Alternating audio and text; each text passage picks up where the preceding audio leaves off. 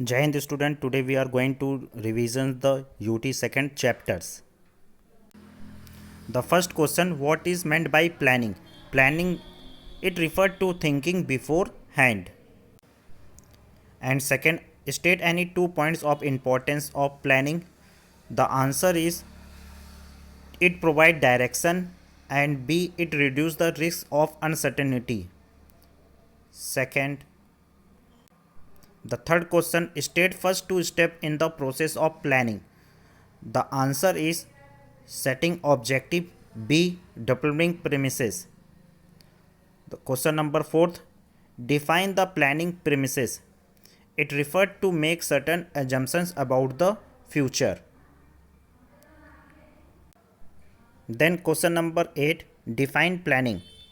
The planning is decide in advance what to do, how to do, and when to do it, and who is to do it. In other words, planning is referred to think beforehand. It involves the anticipations of future course of event and give in desired result or direction.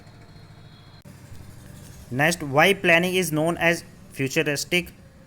Because it is related with the future. Next, the planning functions of management is conducted at which level of management? All the three level of management. How planning is pervasive functions? Planning is a pervasive function as it required in all the organizations at all the level of management. Next question, give the meaning of organizing as a process. Organizing refers to the process of defining and grouping the activities of enterprises and establish authority relationship among them. Next question, what do you mean by the divisional organizational structure? It refers to the divisional of whole enterprises according to the major product to the manufactured by it. Next, give the meaning of delegations. It refers to the process of entrusting the responsibility, authority, and create accountability of the person to whom the work and or responsibility has been handed over. Next, what is meant by the diversifications? It refers to deal the business of many products instead of single product. Next, give the meaning of decentralizations. Decentralizations refer to the situation which exist as a result of systematic delegations of authority throughout the organizations. And organization is a mechanism of management. What does this statement indicate? It indicates about the importance of organizations and how effective administration is possible through the organizing. It may clear the activities of every employee, also of their existence of authority. Next, name the type of organizational structure which promoting efficiency in utilization of manpower. The answer is functional structure. Next, name the type of organizational structure which promote the flexibility and incentive. The answer is divisional structure. Next question, what is staffing? It refers to the filling and keeping field post with the people.